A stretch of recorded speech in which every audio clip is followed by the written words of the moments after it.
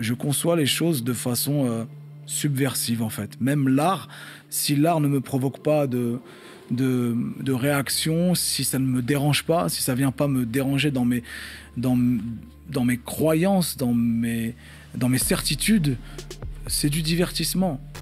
J'ai l'impression que tous les gens de ma génération ont été confrontés trop rapidement à des questions d'adultes auxquelles il fallait répondre alors qu'on n'avait même pas fini notre processus individuel, tu vois, de construction. Ouais.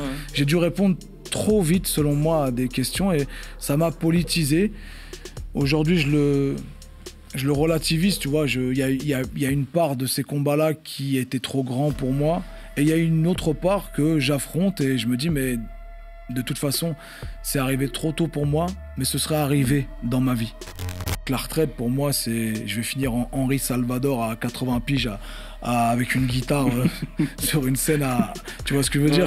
C'est un peu ça dans l'esprit des artistes, mais ça n'empêche que je suis sensible en fait à la douleur de l'éboueur qui passe devant chez moi, à la douleur de ma propre mère qui est assistante maternelle, de toutes ces personnes qui gravitent autour de moi et qui vont devoir effectuer des métiers pénibles pendant tant d'années. Donc c'est un combat qui s'impose à nous en fait.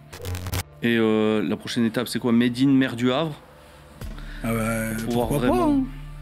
T'y penses? J'y pense sous forme de boutade, j'en rigole dans des morceaux comme ça, mais... Le but, c'est pas d'être maire, le but, c'est qu'il y ait une ville de plus en plus équitable. Bienvenue sur le Média TV, c'est avec un immense plaisir que l'on reçoit Medine pour la première de Ma France à moi. Ma France à moi, c'est une émission qui retrace le parcours de grandes figures qui marquent nos luttes contemporaines et qui, osons le dire, changent la France. Medine, c'est un rappeur, producteur et militant venu tout droit du Havre. Salut Medine. Salut.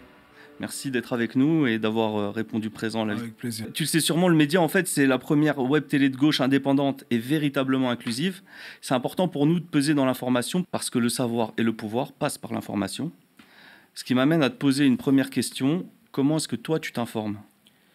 Je m'informe via les réseaux sociaux essentiellement.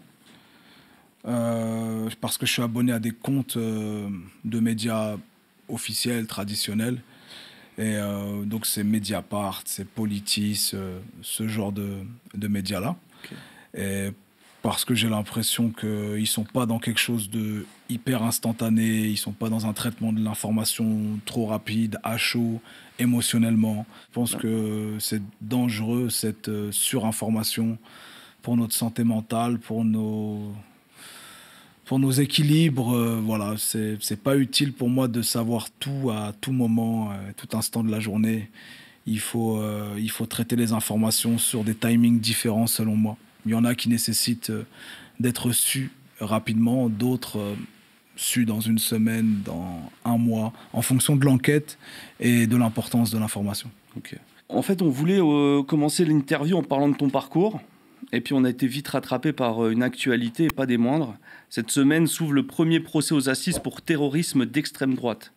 5 personnes appartenant à une mouvance néo-nazie, dont un gendarme, sont accusées d'avoir voulu commettre des attentats contre des mosquées, des institutions juives, des meetings de Jean-Luc Mélenchon et contre toi.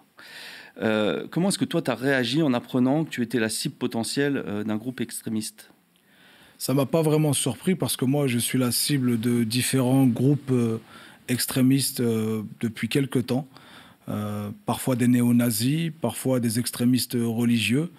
Du coup, je n'ai pas été plus surpris que ça. Ce qui m'a surpris, c'est de l'apprendre très tardivement, par voie de presse, et que je n'ai pas été contacté par les autorités pour prendre une quelconque mesure. C'est ce qui m'a un peu plus surpris. Ah ouais, tu l'as appris par la presse? Tu n'as pas reçu un appel non. Des autorités? Non, je l'ai appris dans Politis incroyable. Quand l'affaire a été révélée. Ok. Alors, on a appris que Jean-Luc Mélenchon s'est constitué partie civile dans le procès. Est-ce que toi, tu penses aussi que tu vas faire ça? Non, j'y ai pensé, j'y ai songé. Ouais. Après, j'ai consulté mes équipes d'avocates et ils m'ont dit c'est pas vraiment nécessaire.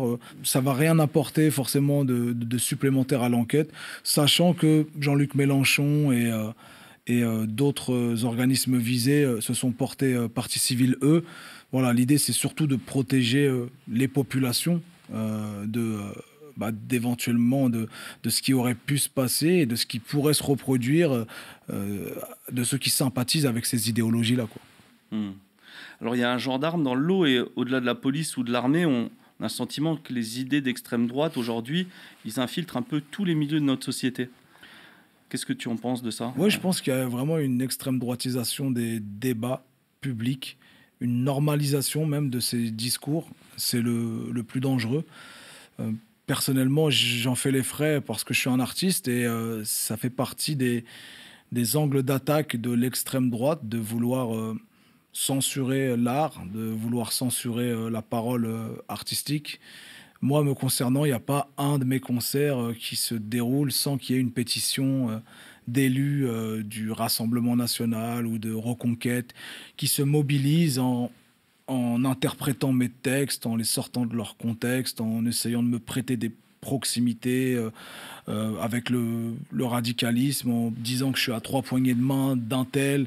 Toujours la même histoire, en fait, de faire des procès par association comme ça. Le but, c'est d'intimider parfois les municipalités, parfois les...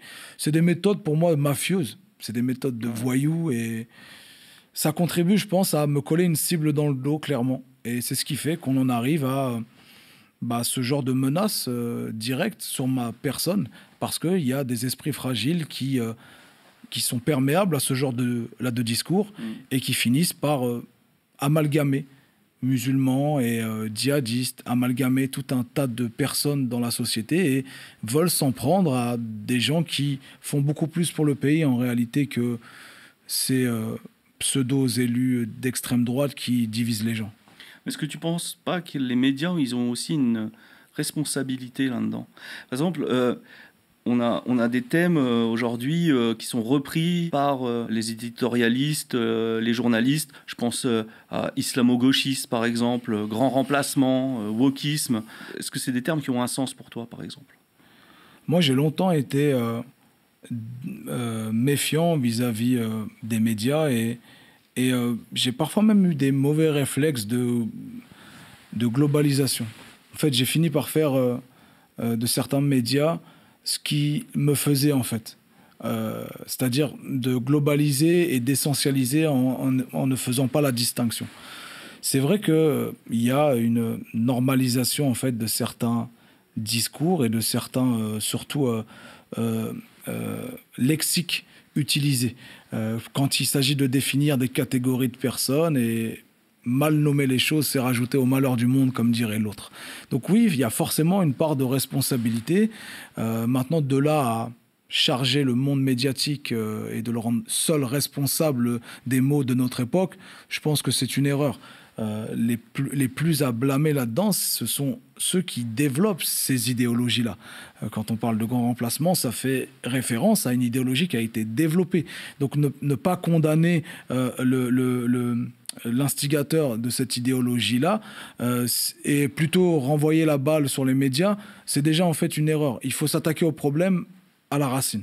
Mais par exemple, récemment, on a eu le terme de décivilisation. Il a été créé par un sociologue qui a été invité à l'Élysée. Ensuite, Macron a repris ce terme-là et ensuite les médias le reprennent.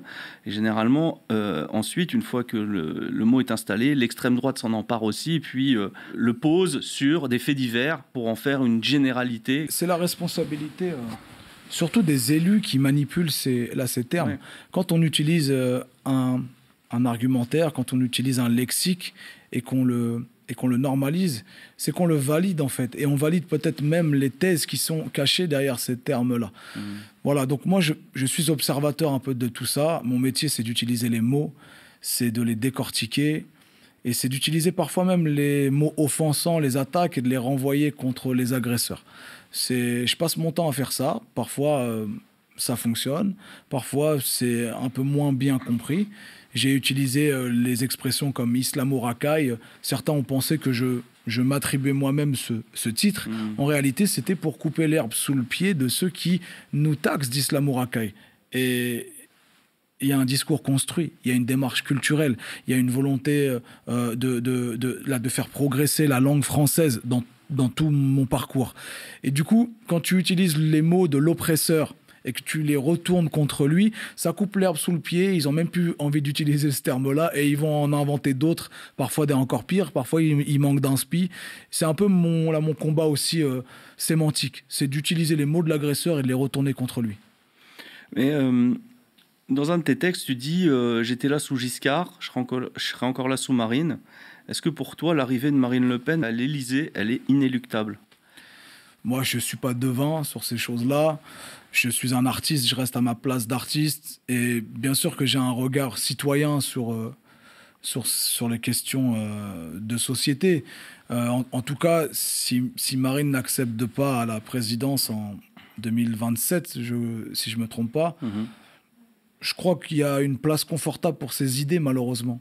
Il y a déjà, en fait, il y a déjà des idées de Marine Le Pen qui sont déjà présentes à certains égards dans le gouvernement Macron.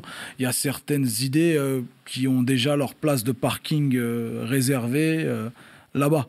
C'est ce qui me fait le plus peur, en fait. Plus que la personne en elle-même, c'est plus les idées qui sont à combattre. Alors, avant de rentrer un peu plus loin dans l'interview politique, j'aimerais qu'on parle un peu de toi. Toi, Medine, c'est pas seulement ton nom d'artiste, c'est aussi celui que ton père t'a donné, en hommage à son meilleur ami, je crois. L'un de ses meilleurs amis. Une contraction avec un autre prénom qui est Mehdi. D'accord. C'était la volonté de ma mère et ils ont contracté les deux et ça a donné Medine. Et tu t'es fait connaître du grand public à travers des albums avec des titres à chaque fois assez éloquents et provocateurs, comme tu le disais justement. Tu aimes provoquer avec les mots. En 2004, tu sors l'album 11 septembre, Récit du 11e jour. 2005, Djihad, le plus grand combat est contre soi-même. Merci de préciser les sous-titres, c'est important. C'est très important, effectivement. 2013, Protest Song. 2017, Prosélite. 2018, Storyteller. 2020, Grand Médine. 2022, Made in France. Tes titres, ils résonnent toujours avec une actualité, j'ai l'impression, politique et polémique, ce qui provoque des clivages dans la société. Et d'ailleurs, tu dis souvent que c'est un peu comme un cheval de Troie, tes titres d'albums. Ça doit amener l'auditeur en fait, à aller explorer un peu plus le message qu'il y a derrière. En quoi la provocation, elle vient servir le combat politique? En fait, je ne conçois pas, moi, le débat de façon platonique. Pour moi, il y a une part de subversivité dans la discussion, même dans l'esthétique de la discussion. Et je vais plus prêter attention à un orateur qui mord la ligne, qui provoque son adversaire et qui va sur les sujets sensibles, les sujets borderline. Je vais plus prêter attention à quelqu'un qui a cette attitude-là plutôt que quelqu'un qui arrondit les angles, qui essaie d'être politiquement correct surtout, qui évite les sujets. C'est une question de rapport en fait au débat et à la discussion. Je conçois les choses de façon subversive en fait. Même l'art, si l'art ne me provoque pas de réaction, si ça ne me dérange pas, si ça vient pas me déranger dans mes croyances, dans mes certitudes, c'est du divertissement, c'est pas de l'art. Et je suis pas venu chercher du divertissement dans certaines discussions. Donc, si tu es juste là pour me dire ce que je sais déjà, ça m'intéresse pas.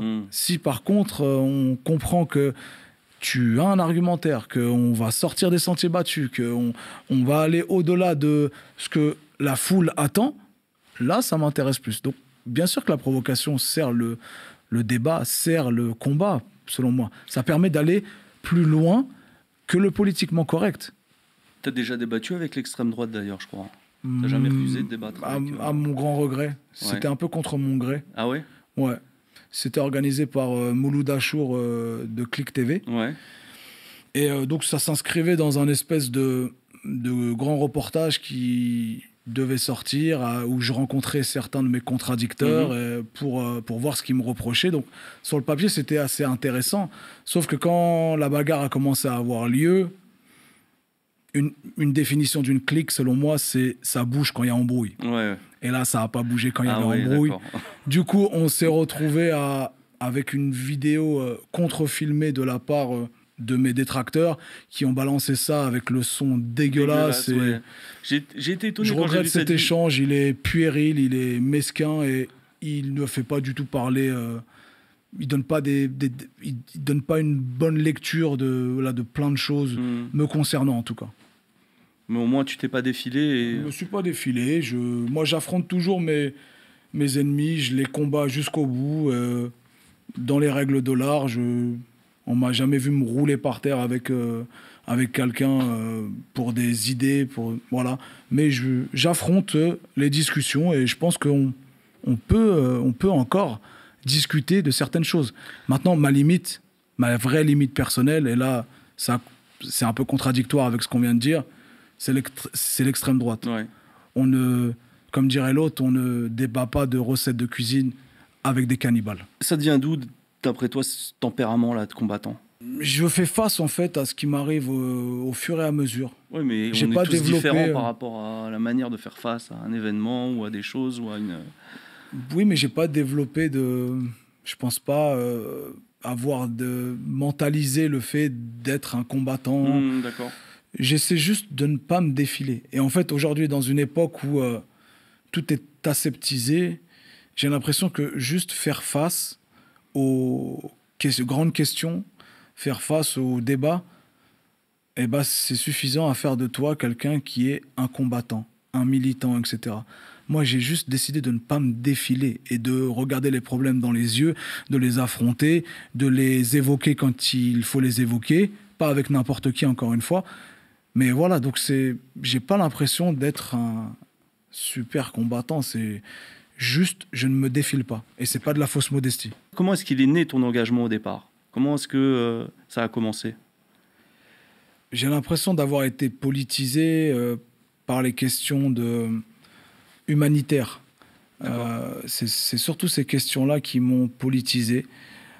Comme beaucoup de personnes se sont tournées vers la politique pour se mettre au service des autres, en fait. C'est plus les questions humanitaires, un contexte géopolitique à mon adolescence qui est, rappelons-le, post-11 septembre 2001, et tout ce que ça génère comme débat public. Donc du coup, je me suis un peu construit dans ce contexte-là. Et j'ai l'impression que tous les gens de ma génération ont été confrontés trop rapidement à des questions d'adultes auxquelles il fallait répondre alors qu'on n'avait même pas fini notre processus individuel, tu vois, de construction. J'ai dû répondre trop vite, selon moi, à des questions et ça m'a politisé. Aujourd'hui, je le relativise, tu vois. Il y a une part de ces combats-là qui était trop grand pour moi. Et il y a une autre part que j'affronte et je me dis, mais de toute façon, c'est arrivé trop tôt pour moi, mais ce serait arrivé dans ma vie. Voilà, c'est comme mes questions, tu vois, de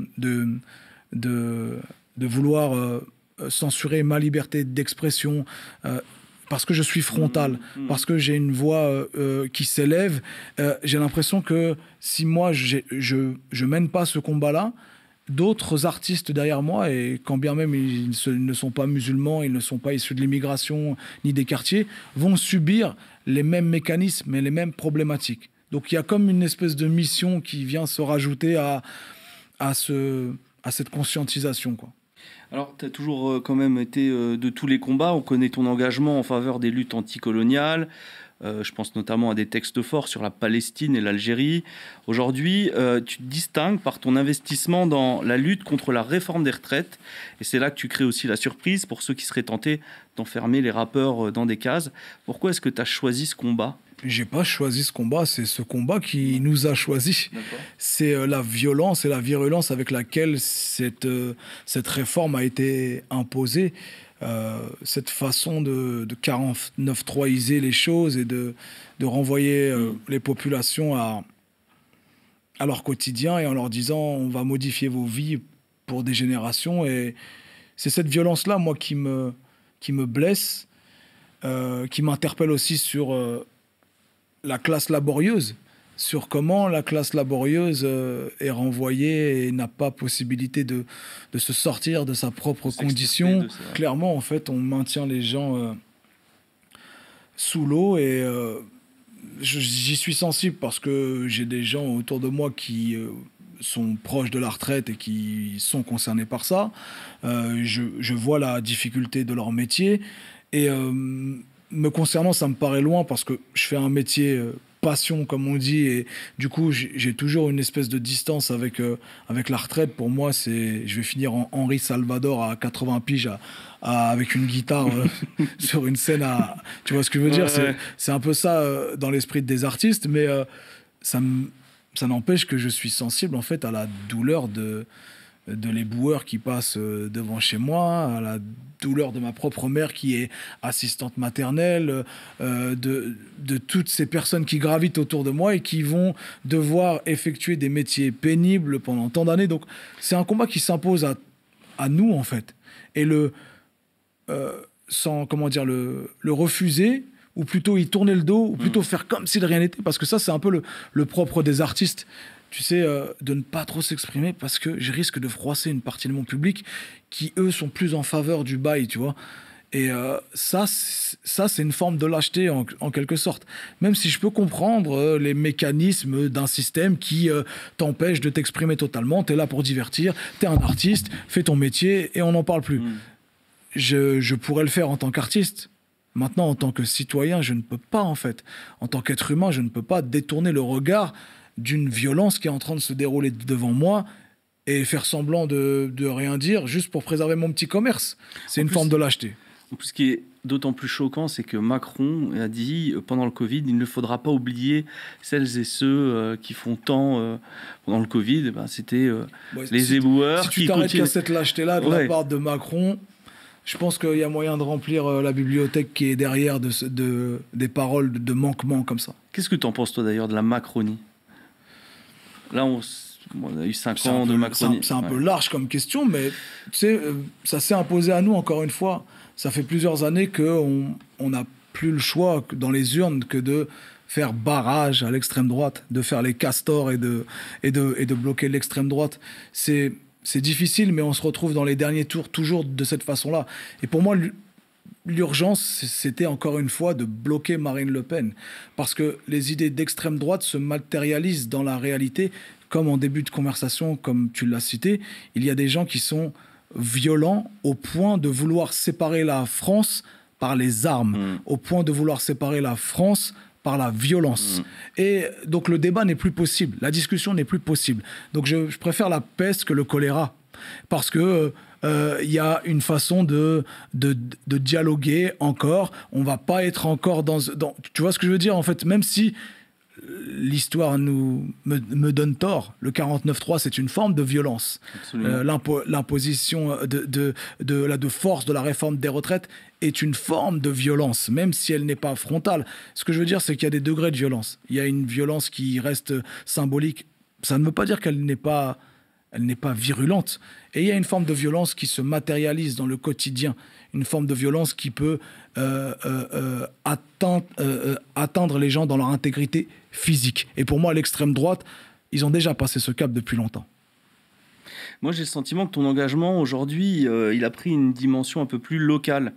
Tu t'es rendu à la raffinerie Total Energy de Normandie pour afficher ton soutien aux grévistes. Tu as organisé un concert pour contrer la fête de la Nation, organisé le 1er mai au Havre par le Rassemblement national. C'est pas commun de voir un artiste de ton envergure se mobiliser à ce point dans sa région. Est-ce que c'est une façon pour toi de dire que le meilleur levier en politique, ça reste le local? Ben en fait, avant même d'avoir des contractions comme celle-ci, d'être sur des piquets de grève ou de manifester quand il y a la présence de l'extrême droite dans ma ville, moi j'ai une autre action qui est plus proactive. Je suis président d'associations sportives. Je me rends disponible auprès des institutrices de l'école de mes enfants quand ils ont besoin de faire valoir leurs conditions. Quand il y a des actions en lien avec les étudiants et l'espèce de précarité de ces étudiants et tenter de trouver des solutions, je m'associe à ces actions-là. Oui, localement, c'est un espèce de terrain qui te permet d'être utile directement parce que tu as un ancrage tu as une légitimité à travailler davantage sur ton territoire plutôt que d'aller à un autre endroit en France. D'abord, il y a mon territoire qui a des problématiques.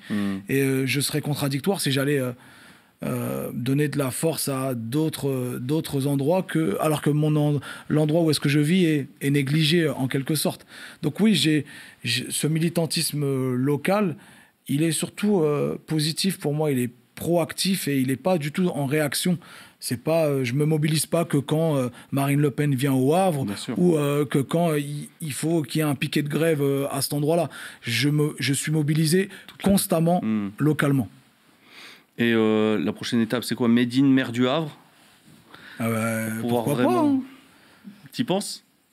J'y pense sous forme de boutade, j'en rigole dans des morceaux comme ça, mais le but, c'est pas d'être maire, le but, c'est qu'il y ait une ville de plus en plus équitable, qu'il y ait toutes les zones dans cette ville qui aient accès à l'éducation, qui ait, de la même façon que dans le centre-ville, par exemple, que toute la ville soit bien desservie, qu'il y ait une forme de justice sociale pour tout le monde.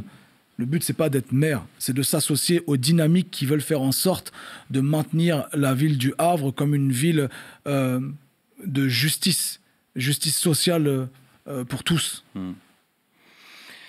Alors, tu étais à Montreuil il y a quelques semaines, à la Parole Errante, où tu as donné un concert incroyable à l'occasion du week-end international antifasciste, organisé par l'Action antifasciste Paris-Banlieue, 10 ans après le meurtre de Clément Méric. Clément Méric, il représente quoi pour toi? Clément Méric, c'est la matérialisation de la violence de l'extrême droite et jusqu'où ça peut aller, en fait. C'est vraiment c'est le symbole que le combat contre l'extrême droite commence. J'allais dire, n'est pas terminé, mais commence. Sa mort doit donner du sens à tout ce combat antifasciste qui est mené depuis longtemps par les collectifs Antifa à travers la France, mais à travers le monde aussi, et qu'on fait vraiment face à une menace qui est virulente, qui est violente. Encore une fois, je le rappelle, il n'y a pas un de mes concerts qui n'est pas chahuté par des militants d'extrême droite, parfois même par des groupuscules. Je viens d'apprendre, et en plus, c'est un monde qui est très poreux avec le monde politique d'extrême droite. Je viens d'apprendre récemment que mon concert à Albi a été chahuté par un groupuscule d'extrême droite qui s'appelle Patria Albiges. Et dans ce groupe, l'un des membres qui est actif, qui a été arrêté récemment pour affichage sauvage, c'est l'un des fils du député Cabrolier du Tarn, d'extrême droite, du Rassemblement national. Donc il y a une porosité entre ces mondes qui est urgent et il faut se rendre compte. Et le combat Antifa n'a jamais été aussi nécessaire que maintenant. C'est pour ça que je m'y associe. C'est pour ça qu'on a célébré le triste anniversaire de la mort de Clément Méric, pour se rappeler dans quelles conditions il est mort, de quelle main il a été tué, par quelle idéologie en fait il a été tué, pour mieux appréhender le combat antifasciste actuel. Est-ce que là, durant cette année très chargée politiquement avec cette réforme des retraites, tu as croisé aussi une jeunesse qui t'a paru un peu plus engagée, un peu plus consciente? Est-ce que toi, tu penses que tu as participé d'une certaine manière à cette conscientisation à travers tes textes et ton rap? J'imagine que, comme d'autres artistes, j'ai mis l'accent sur plein de sujets. J'ai sensibilisé. Comme moi, je me suis aussi politisé par le biais d'autres artistes. Akhenaton m'a politisé, Kerry James m'a politisé sur plein de sujets. J'imagine que certaines personnes se politisent à travers mes albums, et c'est pas plus mal en fait. Pour moi, je passe le flambeau en fait. Donc, est-ce que je rencontre une jeunesse plus consciente des préoccupations de cette époque-là, oui, clairement. Sur des questions d'écologie, sur des questions d'égalité, sur les questions du racisme, sur les questions de la liberté d'expression. Je constate que les jeunes sont vraiment affûtés. Et je crois que ça va se matérialiser dans les prochaines élections européennes. J'espère aussi. Ouais. De toute façon, c'est de cette façon-là que l'on se rend vraiment compte de comment bougent les populations, comment les digues se reforment entre les courants politiques, parce qu'il y a des digues qui ont totalement sauté.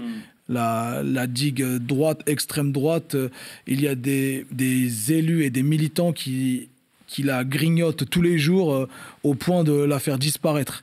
Et t'en as d'autres qui, justement... surtout à gauche, où les idées se nuancent, se réaffirment, et du coup, il y a une espèce de digue qui est en train de se recréer pour bien délimiter les courants de politique. Et je crois que les jeunes sont de plus en plus affûtés sur ces questions. Et paradoxalement, on a l'impression, pour revenir un peu dans le milieu de la musique et du divertissement, que le rap a jamais été aussi peu, je n'ai pas envie de dire conscientisé, mais aussi peu revendicateur ou porteur de messages. Ça, c'est une fausse croyance pour moi. Ouais. Ouais, je pense que la revendication a pris une autre forme. D'accord. Elle n'est plus aussi frontale qu'à l'époque du rap dit conscient, etc. La revendication est différente. Il y a certains artistes qui vont s'associer à des militants et qui vont donner de leur voix à ce moment-là et qui vont servir de porte-voix pour une action précise. Tu as d'autres artistes qui vont être plus frontal dans leurs morceaux. Pour moi, c'est un peu une fausse croyance. Orelsan fait partie des gens qui évoquent les sujets les plus actuels en matière sociétale. Nekfeu est dans les manifestations, tu vois, et montre qu'il a une démarche militante au-delà de sa démarche artistique. Mais paradoxalement, c'est peut-être eux qui ont subi dans leur vie, je sais pas, je connais pas leur parcours, mais le moins de pression. Je pense qu'Orelsan est assez légitime sur les questions de liberté d'expression. Ouais. Il a subi quand même des campagnes assez virulentes le concernant. C'est vrai. Déjà. Et après, pour moi, il faut pas qu'on comment dire qu'on fasse dans le militantisme une espèce de conte d'apothicaire et un espèce de tri de savoir qui est légitime et qui ne l'est pas. Je te prends un exemple dans un autre domaine pour qu'on comprenne un peu ce qui est symptomatique dans le rap. Omar Sy. Omar Sy, c'est un humoriste et tout ce qu'il y a de plus populaire avec des titres et des films ultra populaires. Omar Sy, il ne s'exprime pas sur les questions les plus complexes de notre époque dès le début de sa carrière, dès le milieu de sa carrière. Omar Sy travaille, fait son travail d'artiste, ce pourquoi il est fait, et un jour il s'empare d'un sujet qui est la reconnaissance des tirailleurs sénégalais, et il le valorise à l'image, mais il le valorise aussi dans les discussions, dans les débats. Il ne fuit pas les discussions, il ne fuit pas les débats. Il porte vraiment le combat des tirailleurs sénégalais et de leur reconnaissance. Omar Sy, il aurait pu s'en passer en réalité. Et ça arrive à un moment de sa carrière où on se dit, mais peut-être t'es tellement loin, frérot, tu vas te mettre dans un bourbier avec ça. Non, ça fait partie des choses qu'il a remisé, je pense, dans son esprit et qui décide de le faire à un instant T parce qu'il y a une temporalité qui permet d'exprimer ça de façon plus apaisée, et lui, il a plus de maturité à évoquer ces sujets-là. Je crois que les rappeurs, c'est la même chose. Il faut laisser le temps au temps. Il y a des gens qui vont certainement s'exprimer sur des sujets dans une autre temporalité. On n'a pas besoin que tout le monde s'exprime sur tous les sujets à ce moment-là. Et je pense que leur demander de s'exprimer, c'est nous les fautifs. C'est nous qui cherchons absolument à cliver les gens. Est-ce que je vais continuer à écouter ta musique si tu ne penses pas comme moi? Je trouve que c'est un manque d'ouverture. C'est un manque de nuance. Est-ce qu'il n'y a pas une question d'indépendance aussi via les labels, les maisons de disques Certainement. Certainement. Et puis, le rap est de plus en plus indépendant. Le rap n'a jamais été aussi indépendant aujourd'hui.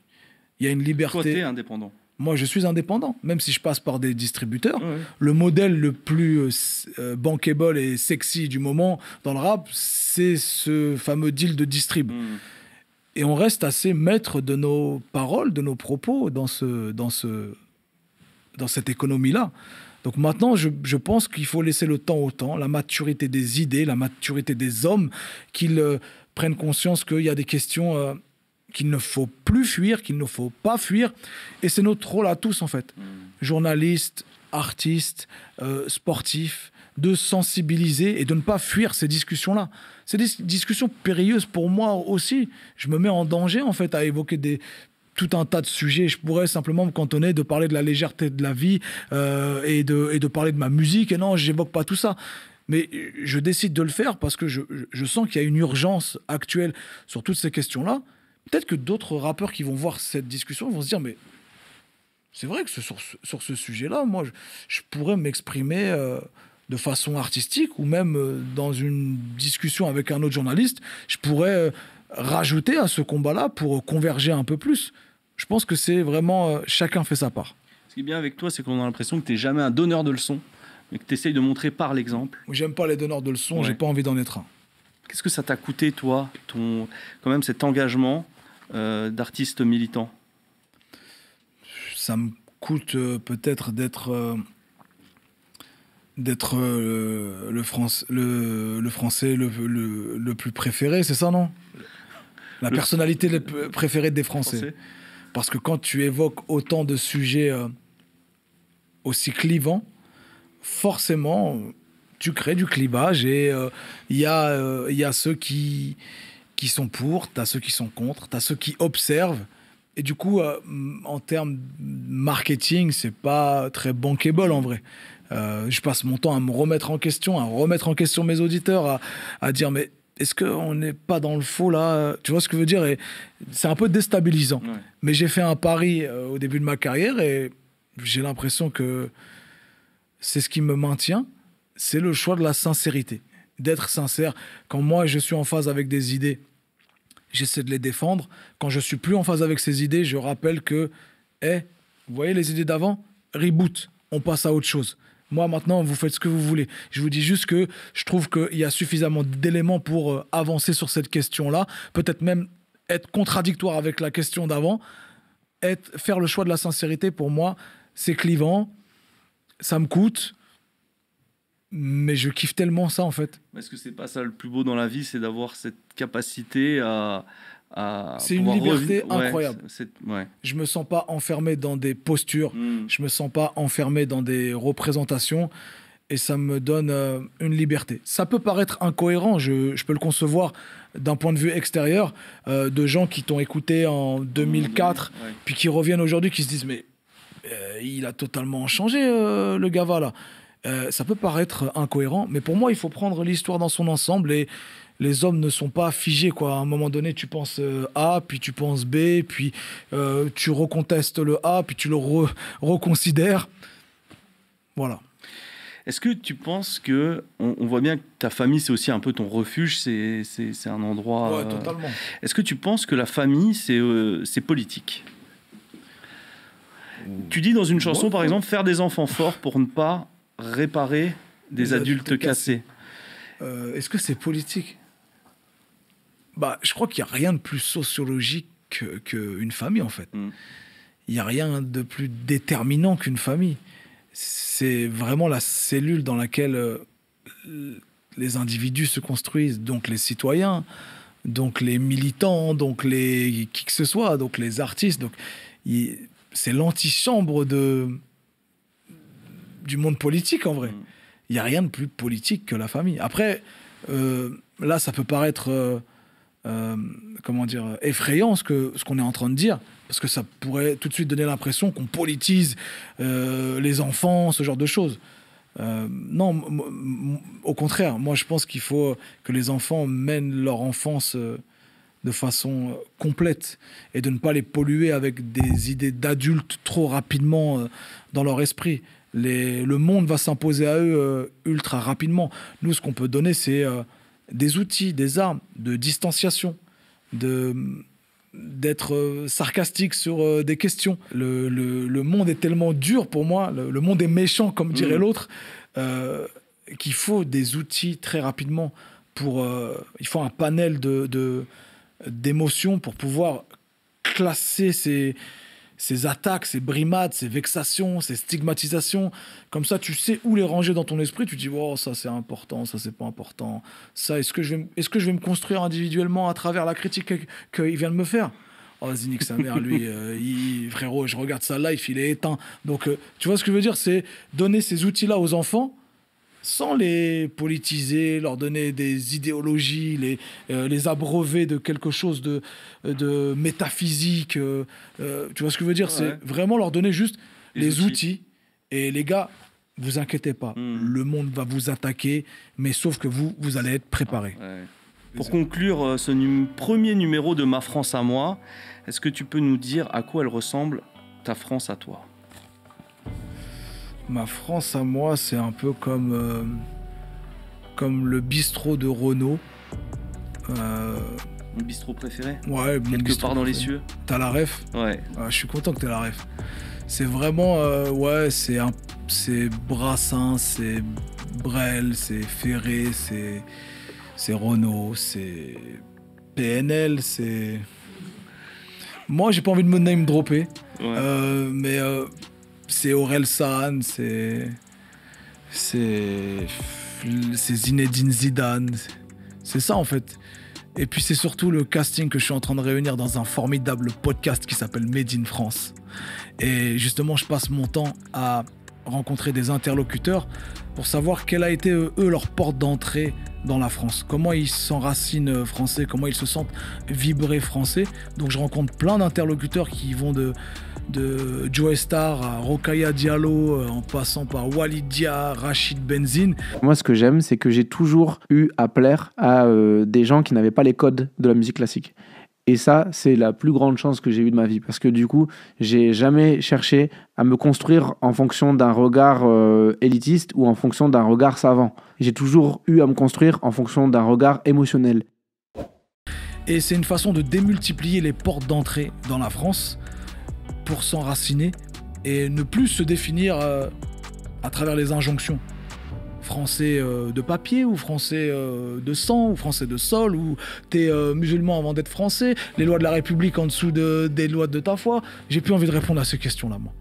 Donc je suis français comme les invités de mon podcast et comme le bistrot préféré de Renaud. Bon. Ben, merci beaucoup Medine de nous avoir offert du temps d'échange. Fort, mobilisateur. À mon tour de t'offrir un petit cadeau. Pareil. T'offrir ce livre. Merci. Tu peux le regarder, si tu veux, tu peux l'ouvrir.